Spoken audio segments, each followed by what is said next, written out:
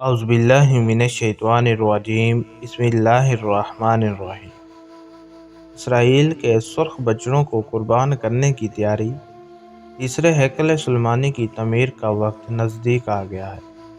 अस्सलामु अलैकुम नाज़रीन, आज से तकरीबन 6 माह पहले हमने आपको बताया कि इसराइल अपनी मजहबी किताबों की निशानियां पूरी करने के लिए सुर्ख बछड़े की तलाश करने में कामयाब हो चुका है और जल्द ही इन बछड़ों को कुर्बान करके इनके खून और राख से तीसरे हैकल सुलेमानी की बुनियाद रखी जाने वाली है। तमीर का आगाज करने से पहले मस्जिद अक्सा को मुनहदम कर दिया जाएगा। इस वक्त बहुत सारे लोग इस सोच में पड़े थे कि आखिर इतनी जल्दी ये सब कैसे मुमकिन हो सकेगा, क्योंकि इस वक्त तक फ़लस्तीन पे 7 अक्टूबर का वो दिन नहीं आया था जब इसराइल ने फ़लस्तीन सरजमीन पर अपनी पूरी ताकत के साथ धावा बोला था। बहुत सारे लोग इस वक्त भी ये सोच रहे थे कि कैसे मुमकिन होगा कि इतनी शदीद तरीन आलमी दबाव के बावजूद इसराइल फ़लस्तीनियों को मुकम्मल तौर पर ख़त्म कर देगा, मस्जिद अक्सा को भी मुनहदम कर दे। अब आप देख सकते हैं कि इसराइल ने यह सब कुछ करके दिखा दिया है और शदीद तरीन आलमी दबाव के बावजूद मुसलसल फ़लस्तीनी मुसलमानों की नस्ल कशी में मसरूफ़ है।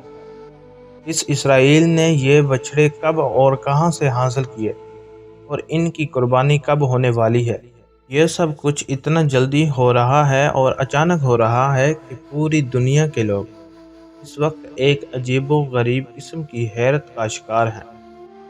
लेकिन जैसा कि हमने आपको बताया कि यह सब कुछ इतना मुश्किल नहीं होगा जितना लोग इसको मुश्किल समझ रहे हैं।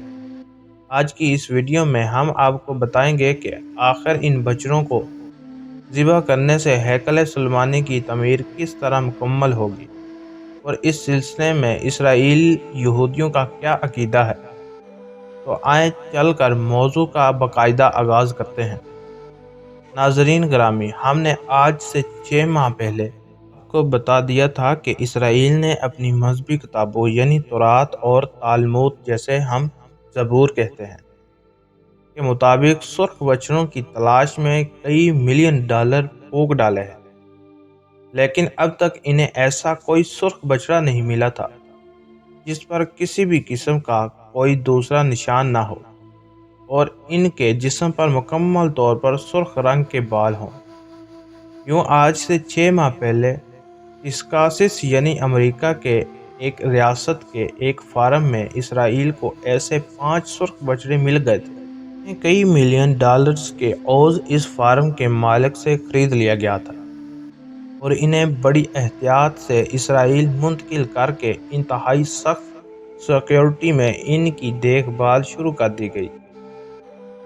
इन बछड़ों को कुर्बान करके इनके गोश्त को जलाया जाएगा और इनके खून और गोश्त की राख को उठाकर हैकल सुलेमानी की बुनियादों में भर दिया जाएगा।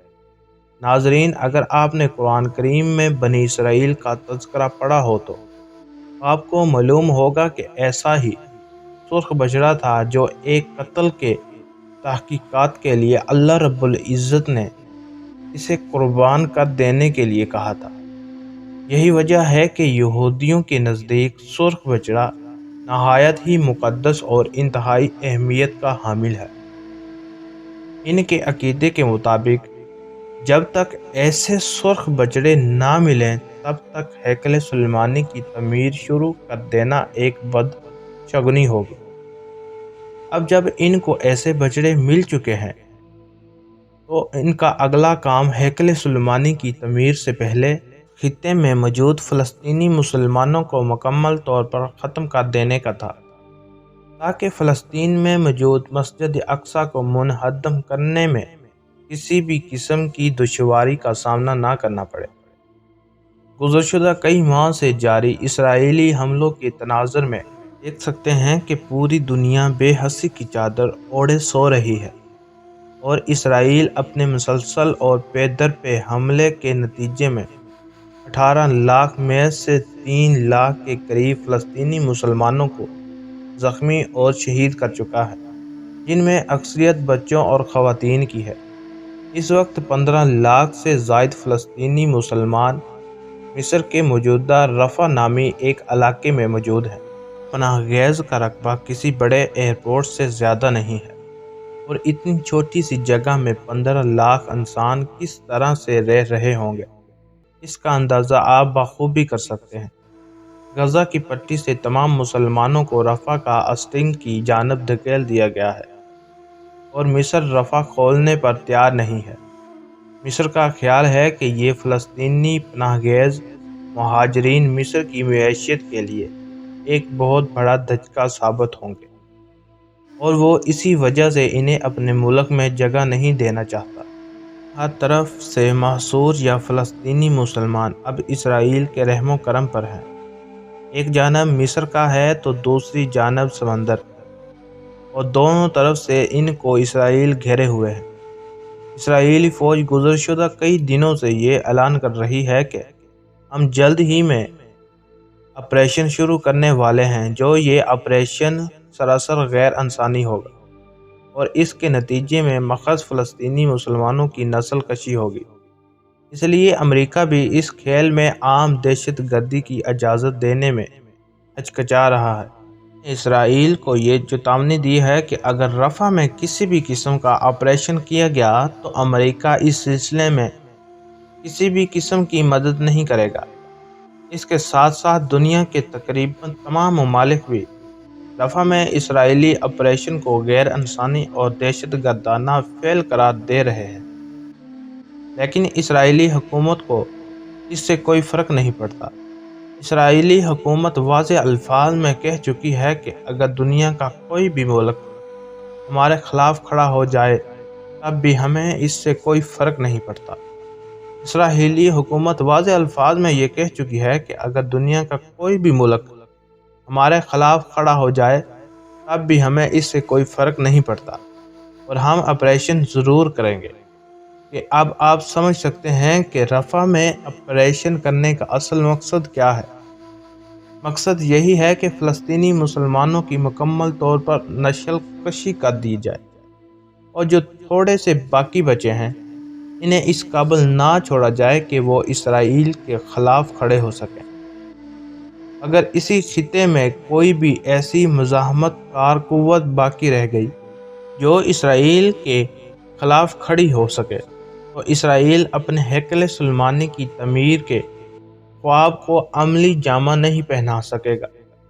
ناظرین، چند ہی دنوں میں اسرائیلی فوج دفاع میں آپریشن شروع کرنے والی ہے، اور اس کے ساتھ ساتھ کچھ اندرونی ذرائع کے مطابق اسرائیل ان بچڑوں کی جنہیں ٹیکساس سے خریدا گیا تھا، انہیں جبل زیتون کی چوٹی پر بالکل مسجد اقصی کے سامنے قربان کرنے والے ہیں۔ اس کے بعد انہیں جلا کر ان کی راکھ اور خون کو ہیکل سلیمانی کی بنیادوں میں بھرنے کی تیاری بھی مکمل ہو چکی ہے۔ اپریل آنے میں ابھی کئی دن باقی ہیں، اور ہمیں معلوم نہیں کہ اپریل کے کس تاریخ کو یہ کام سر انجام دیا جائے گا۔ اس لیے ہم یہ اندازہ لگا رہے ہیں کہ اسرائیل جلد ہی رفح میں آپریشن شروع کرے گا تاکہ مصر کو کھولنے پر مجبور کیا جائے، اور بچے کچے فلسطینی مسلمانوں کو بعد دھکیل کر فلسطین کا پورا علاقہ مکمل طور پر خالی کروا لیا جائے۔ اس کے بعد اسرائیل بڑی تیزی سے مسجد اقصی کے انہدم کی تیاری شروع کر دے گا تاکہ اس کی جگہ پر ہیکل سلیمانی کی تعمیر کی بنیاد رکھی جا سکے۔ پیارے ساتھیوں، وہ مسلمان جنہیں لگتا تھا کہ اسرائیل بھرپور عالمی دباؤ کے سامنے ایسی کوئی حرکت نہیں کر سکے گا، وہ اس وقت بڑے حیرت سے اسرائیل کو اپنے تمام تر منصوبوں میں کامیاب ہوتے ہوئے دیکھ رہے ہیں، اور یہی قرب قیامت کی نشانی بھی ہے۔ بڑے بڑے مسلمان عرب ممالک اسرائیل کی پشت پر کھڑے ہیں، اور انہیں محض اپنے مفاد کی غرض ہے مسلمانوں کا قبلہ اول مسجد اقصی کو شہید ہی کیوں نہ کر دیا جائے۔ قبۃ الصخرہ یعنی وہ سنہرا گنبد جس کے نیچے وہ پتھر موجود ہے جس پر حضرت آدم علیہ السلام کو جنت سے زمین پر اتارا گیا تھا، اور جس پر حضرت ابراہیم علیہ السلام نے حضرت اسماعیل علیہ السلام کو ذبح کرنے کی کوشش کی تھی۔ اس پتھر کو بھی یہودی مقدس مانتے ہیں۔ مسجد اقصیٰ کو مسمار کرنے کے بعد یہ پتھر بھی یہودیوں کے تیسرے ہیکل سلیمانی کی زینت بنا دیا جائے گا۔ اللہ سے دعا ہے کہ وہ ہمیشہ ہمیں حق کی جانب نگہبان رکھے۔ آمین یا رب العالمین۔